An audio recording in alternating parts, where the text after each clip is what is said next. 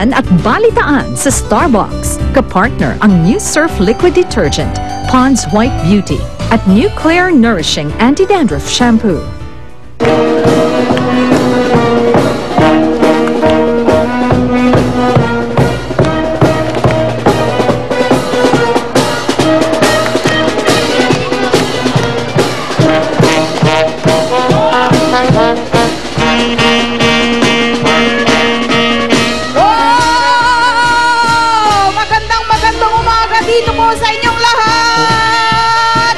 Good morning, Mama! Nasa Santolan po kami. Magandang umaga sa inyo, Pilipinas! Ayan, good morning, taong bayan, here, there, and everywhere. Lalo na po yung mga taga dito sa may Santolan, Pasig. Good morning! Yeah! Abay, handang-handa na ngang makipagbalitaktakan sa amin ang mga kasama natin dito. Welcome po sa inyong lahat. Sa inyong all-in-one, paboritong katsikahan tuwing umaga. Ito po ang Starbucks. Dito, kasali ka!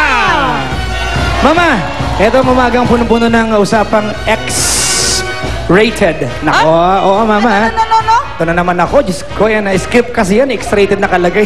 Yung mga manonood yan sa bahay, aprobado po ito ng MTRCB, ha?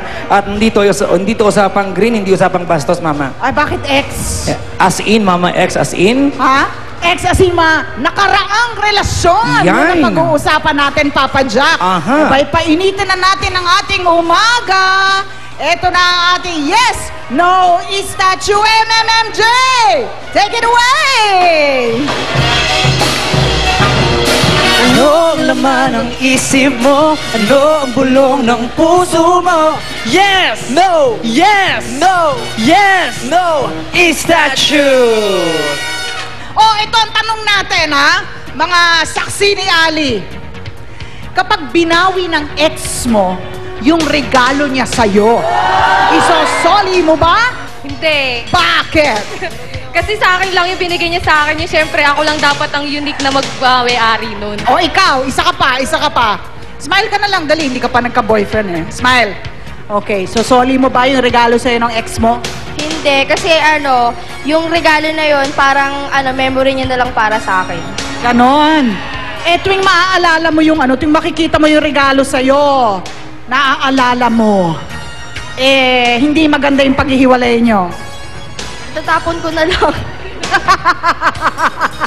Okay, Papa Jack! Ang tanong, kapag ba mamahalin, talagang mamahalin, yung regalo sa'yo ng ex mo na, ibabalik mo ba? Hindi na. Bakit? Sabi mo, mamahalin eh. O anong gagawin mo doon? Sasanla ko. Sasanla mo? Mama! Nako, alika nga, alika. Eto na yung lola. Eto na yung lola. Eto yung si lola nyo. Lola, ano ba nangyari? Ngayon ko lang nalamang may boyfriend pala yung Lola, talagang kay Mama Ali umaamin eh. Pero okay naman eh.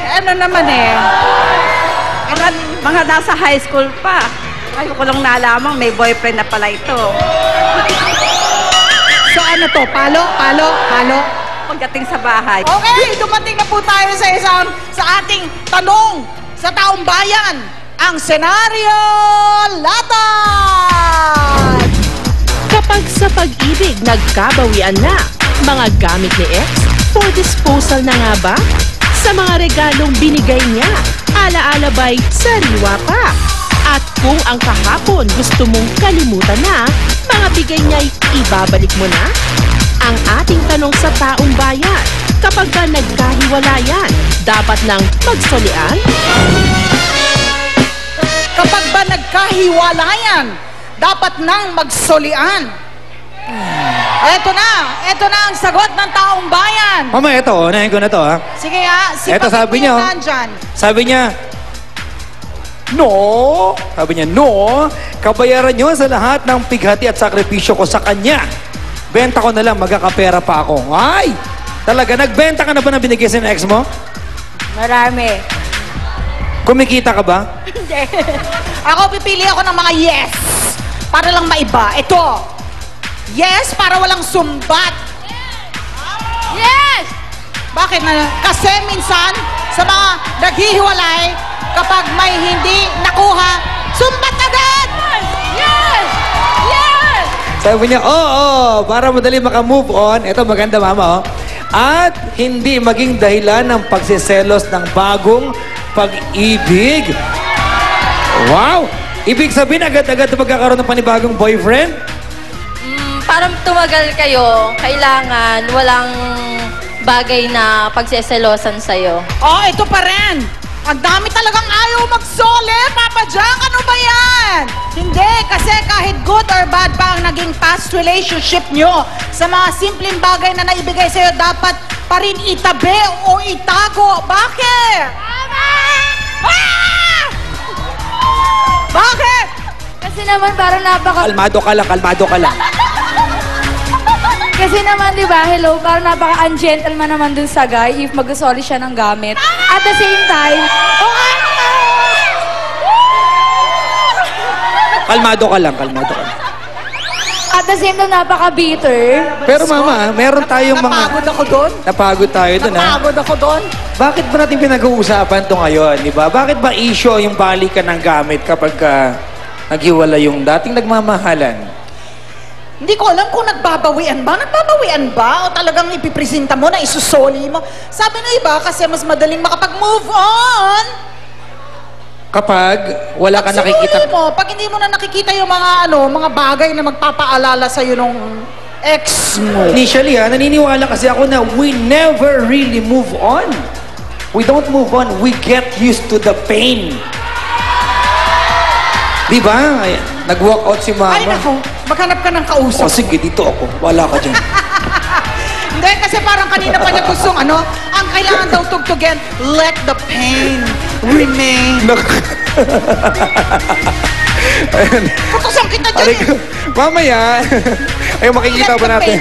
Mamaya yung kabuuan ng diba, ibang X Games natin sa ating magbalik sa Pexmana ni Mama Ali. With Nakapag-move on ka na ba? with Miss Riza Sinon at Rich Asuncion dito lang sa Nagsoli ka ba? Starbucks. Dito kasali Sinoli ba ka. Di ko alam kung bakit lagi ka laman ng isip ko, but the truth is hindi ikaw ang ideal woman ko. Habang itinatanggi ang tunay na